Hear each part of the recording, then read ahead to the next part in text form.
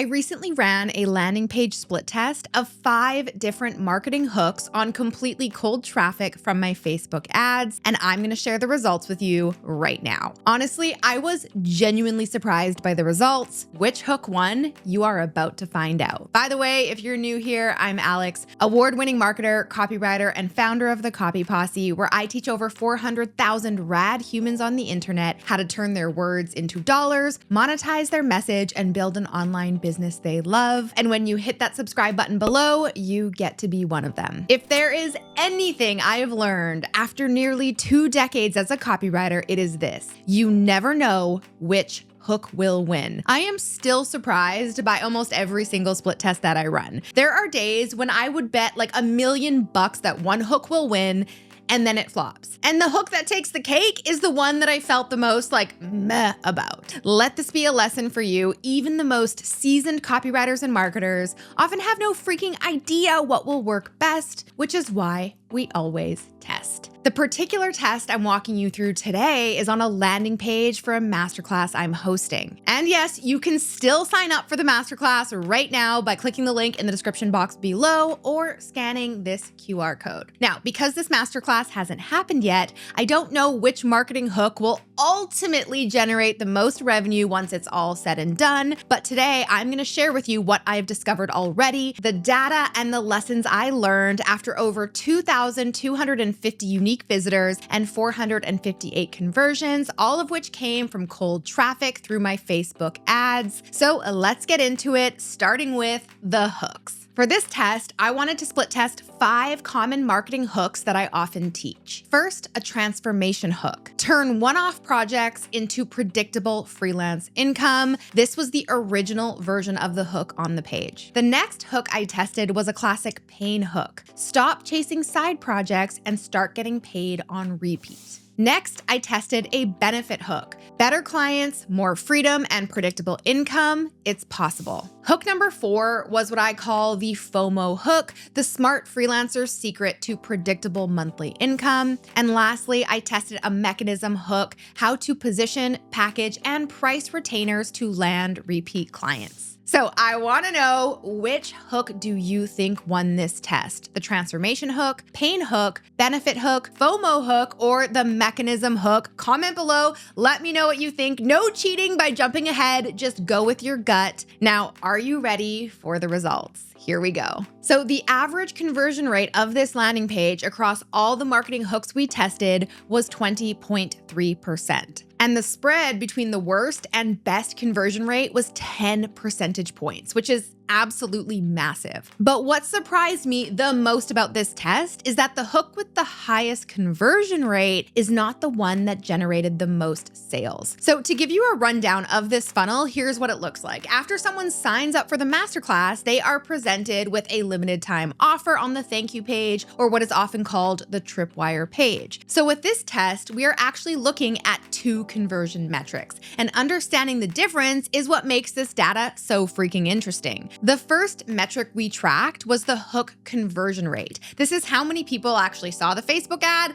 clicked it, landed on the page, and then signed up for the free masterclass. So that is the opt-in rate. The second and arguably more important metric that we tracked was the lead to customer conversion rate. So after someone opted in or signed up, they received an immediate offer for my personal brand bootcamp right there on the thank you page. And as I mentioned earlier, the masterclass hasn't even happened yet. So I don't know ultimately which hook will generate the most sales once it's all said and done, but this metric is a great early signal for buyer intent. And of course, it helps bring in some immediate revenue, which helps cover some of our ad spend, which is awesome. Now, before I reveal the winner, let's ask the loser, the benefit hook. I know, right? Now, even though this wasn't the lowest opt-in rate among the 5 marketing hooks at 19.8%, but I am officially calling this one the loser because it had absolutely 0 lead to customer conversions. Now, in hindsight, I mean, data always makes everyone a rear view genius, right? I think this headline could be too broad for cold traffic. I mean, go ahead and scroll your feed for like 5 minutes and you will see dozens of posts promising you you better clients and more freedom and more income, it really doesn't stand out or create any sense of urgency. I know benefit hooks work really, really well in my social content, but maybe not for this offer to this cold audience. The lesson here is specific outcomes beat broad promises. Don't be afraid to use specific results, identifiers, and benefits in your hooks. The more specific your copywriting is,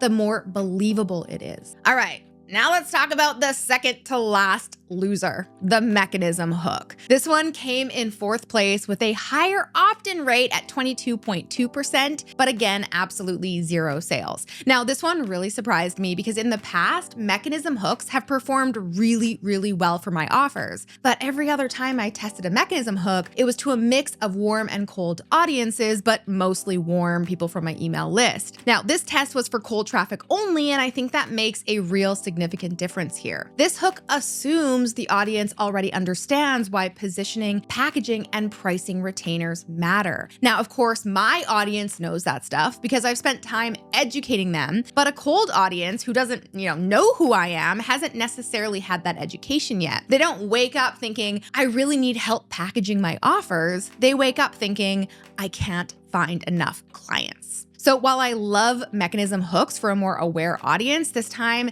it didn't take the cake. The lesson here is always test, don't guess. Never run a new campaign based on a hook that once worked before for you or for anyone else. It was a different offer, a different audience, a different moment in time. The only way to know what works for you right now is to test it. Okay, now here's where things start to get very interesting. Now, remember what I said earlier, the hook with the highest conversion rate is not the one that generated the most sales. So coming in at number 3, the hook with the highest conversion rate, the pain hook. This hook got us the highest opt-in rate at 24.4%, and honestly, it's not hard to see why. It leads with pain immediately, it creates emotional tension, and speaks to something almost every single freelancer has felt at some point in their career. That where is my next paycheck coming from anxiety, right? It is real. And because so many people have experienced this hook really casts a wide net. The more people who relate, the more people will click, and the more people who will opt in. That makes sense. Again,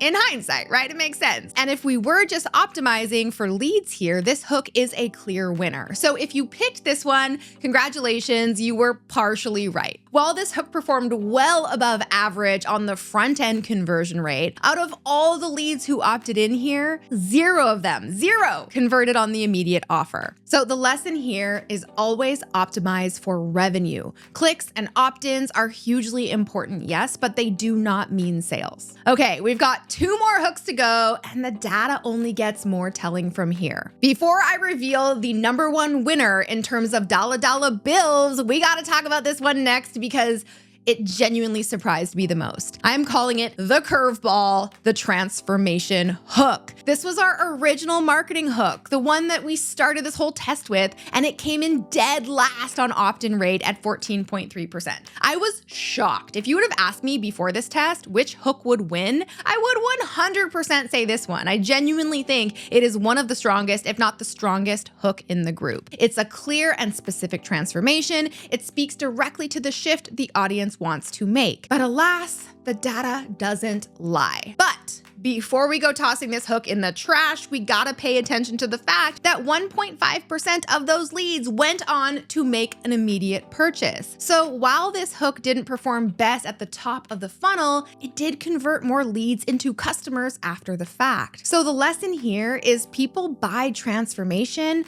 not how to. You gotta meet your audience where they are before you teach them how to get there, and then guide them every step of the way through that transformation. And here's my honest prediction, and I hope this doesn't backfire on me, but once the masterclass is said and done and we are all wrapped up, I think these leads from this hook will convert at the highest rate of all 5 because the transformation it promises aligns so closely with what the masterclass actually delivers. Now, of course, I could be totally freaking wrong, but that's exactly why I'm thinking of doing a follow-up video on my complete masterclass funnel, the offer, and the metrics once I have the full picture. Drop me a comment below if you want to see that video. I will definitely make it if enough of you want to see that. And now, My friends, the moment you have been waiting for, the big reveal, the winner of this hook battle in terms of sales, dollars in, the hook with the highest sale conversion rate, the FOMO hook. So did you pick this one? If you did, yay, you are a freaking genius, my friend,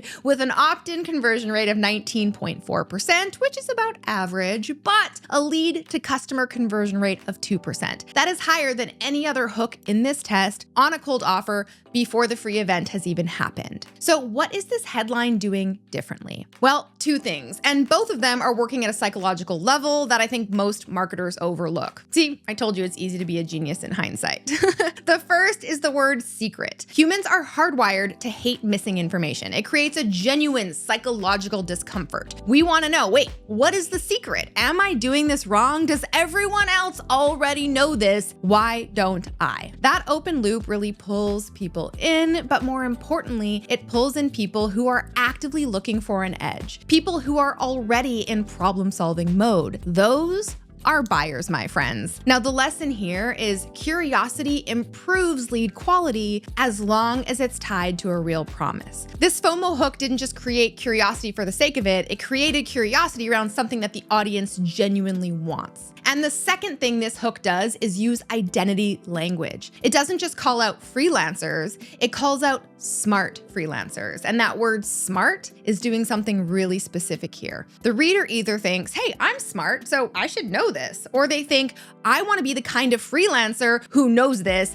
and who is smart. Either way, the hook speaks to people who are invested in their own growth, and invested people buy. And this self-selection is happening at the top of the funnel before the offer is even actually presented. So this FOMO hook is now our new original, and we are continuing to test from here. And of course, I will share those results with you in a future video if you want to see them. By the way, you can still sign up for this masterclass by clicking the link in the description box below or scanning this QR code. And if this kind of show don't tell marketing is what you need more of in your business, hit subscribe, because it's kind of what I do here every single week. I will see you next week with a brand new video. Until then, I'm Alex. Ciao for now. Before you go, if you like that video, make sure to check out this one next.